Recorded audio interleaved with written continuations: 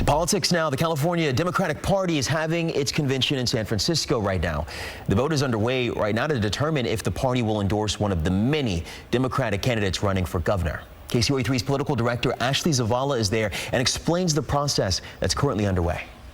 Well, here at the Moscone Center, hundreds of people are gathered for the California Democratic Party convention ahead of the June primary election.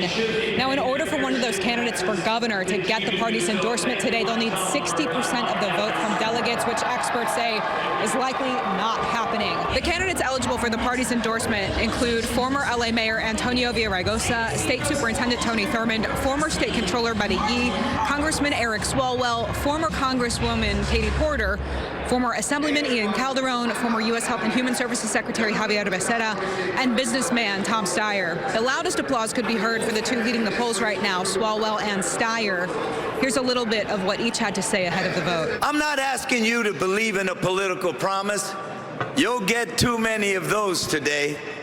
I'm asking you to back a proven problem solver. Everybody's afraid and saying you got to hold your nose and vote for Democrats who don't stand for our values. You don't need to do that. Growing up, no one expected me to be on this stage. A daughter of immigrants, a sister to 4 siblings with whom I shared a bedroom, a nerd who's a product of the public schools here. Raise your right hand if you think this country and California are in trouble, and keep them up. And raise your left hand if it's the biggest trouble we've been in our lifetime.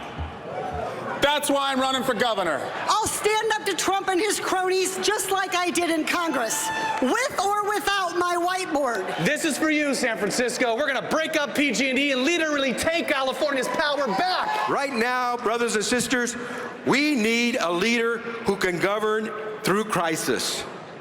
I had to do that when I was Attorney General. The #1 problem facing Californians is they can't afford to live in California.